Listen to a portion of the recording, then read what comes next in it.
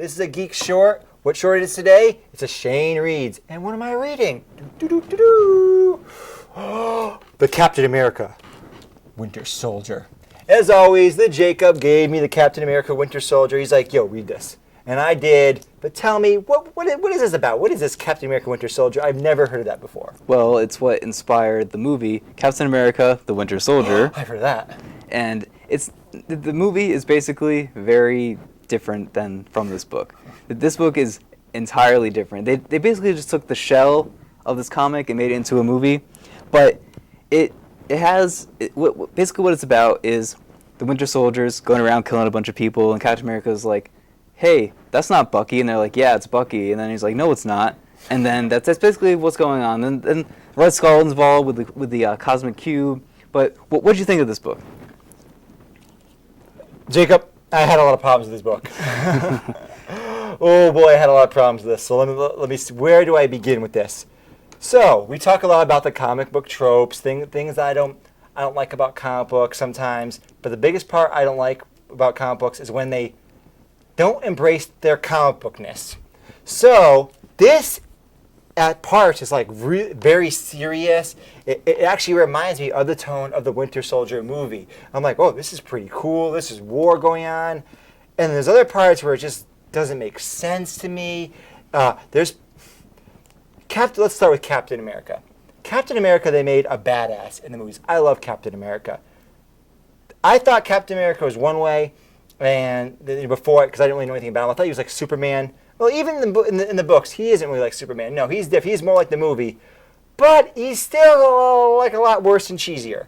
Like he's in World War II fighting with that bright blue outfit. He doesn't have any weapons. I mean, it's very, very weird, and it's hard for me to get over that.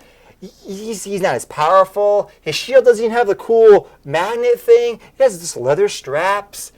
That bothered me because I was so used to the really badass Captain America. But let's put him by. It's not that big of a deal. The bigger deal was some of the other characters in here, like Bucky. What the hell is this guy? He's a kid with looks like Robin. He's Robin. It's basically what he was. Yeah, he's in World War II. You got Robin. What the hell is going on? Okay, Shane, calm down. Let's get past that a little bit.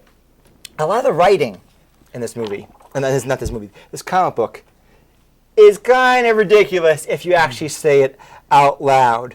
Let me just read you a scene here and kind of pantomime it for you. I know who's responsible, but what I'm trying to tell you is that he isn't your friend. He isn't your partner anymore. And if you go into this thinking of him like that, don't worry about me. He already died, Steve. This is Captain America. I know. I was there. That's the scene. If you saw it play out, I'm not joking. That is the scene, right? Imagine if that was in a movie. Wouldn't that be really bad and cheesy? Yes. That's the scene. Come on. Yeah. I was there. And he even has the side turn thing with the shadow. Come on now. But we'll forgive that. Let's forgive that. Fuck it. Who cares? Let's go with it. What the fuck is this? So I thought Hawkeye was the stupidest fucking character I've ever seen. Nope, here comes Falcon flying in to embarrass himself. Dude, go home. You're fucking embarrassing yourself. Go back to your cosplay bullshit. Go back to your Halloween costume store and get the fuck out of my comic book. I'm sorry, Jake. As soon as I saw him, I did finish the book, but I did that and went. See, I'm used. Come on, it's so stupid. It's so incredibly stupid. It's so stupid. I know. I'm used to that. I'm used to this whole weird costumes and then showing up in these weird situations. But the problem is, this is not like that Superman comic we read or some of these other comics we read where everything's ridiculous, right? Then it works. It's like if everything was all kind of crazy and wacky, but it's not. A lot of the time it's like normal character drama. He's talking to his ex-girlfriend. There's a military operation going on. People are dying. Like a lot of time it's like believable and real. And then they throw in the Hawkeye with not the Hawkeye, Falcon. He looks like this. Come on, man. Come on, get rid of that. See, it honestly does not bother me at all. And tie down his freaking gear. The military outfits don't have these flopping gears. Yeah. I'm sorry. I know it feels like I'm nitpicking, but it really took me out of the story. As soon as I saw Falcon, I mean, he's embarrassing looking. And another thing I didn't like was Bucky. Right, he was kind of cool looking, except he had that stupid freaking. Like, I mean the Winter Soldier. When he came the Winter Soldier, he had the cool mask. Like, they had the mask, which was kind of stupid, but he still looked kind of like the guy from the movie, which was cool. But then he had the wire. He had that damn wire they love in comic books. Like Apocalypse has the wires. All these characters have all these like super fragile wires. Where it's like, you lose. Yeah. They got rid of all that for the movie adaptation, Jake. You know why they got rid of all this? You know why they did? Falcon looks nothing like this. Because it's stupid. How do you defend this when the comic book is trying to maintain one tone, one serious tone, and they throw this in here? That's the problem. That's what I don't get. I think it's because they're trying to take this crazy like comic booky world with all these weird costumes and everything, and then give it this more grounded feel while still keeping the costumes and everything like that. It doesn't. But that's what the MCU cinematic films do, and they still have the costumes. They just make them more believable. They make Captain America's colors. They tone them down a little bit more flat. You know, they get rid of the wings, and they make it okay. I can go with it. It's still kind of bizarre that he's dressed like that, but all right, I can go with it. This they're like it's almost like they shove it in your face. Like how much can we get away with? That's what I feel like when I read this. You see, yeah, I understand what you're saying. I understand where you're coming from. It's just, as a guy who's read comic books almost all his life, I'm used to this. And then what I like seeing in these comic books is that when they bring in that grounded feel, it's like all this other stuff. I'm so used to it, so it's just like background. And then this like more grounded, serious feel is like it's new, added to this old stuff that I am already familiar with. So for you, like you told me this before, but you really like just don't see this. Like it's like almost like, yep, it's Falcon. Yep, no big deal. Yep, I'm pretty sure. Tell us if I'm overstating this or understating this. That's what most comic book readers think. Is that also what they want? You think? I think it's what.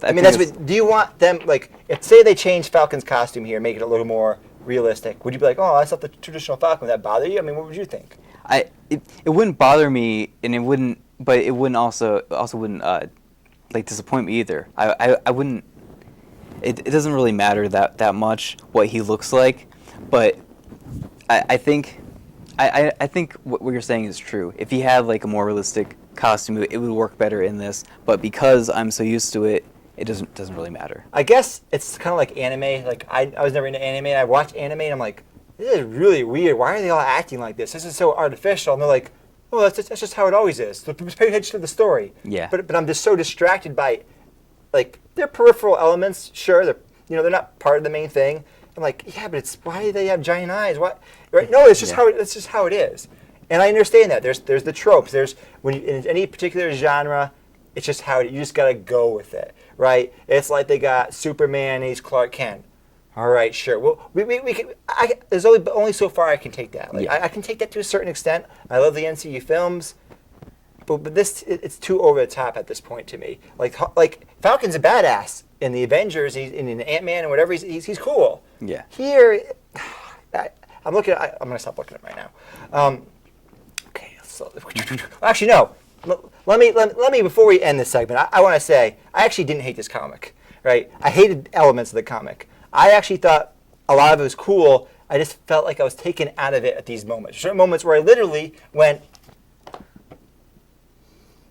that's what happened. And I had to go, okay, whatever, let's just keep doing this. And I was engaged.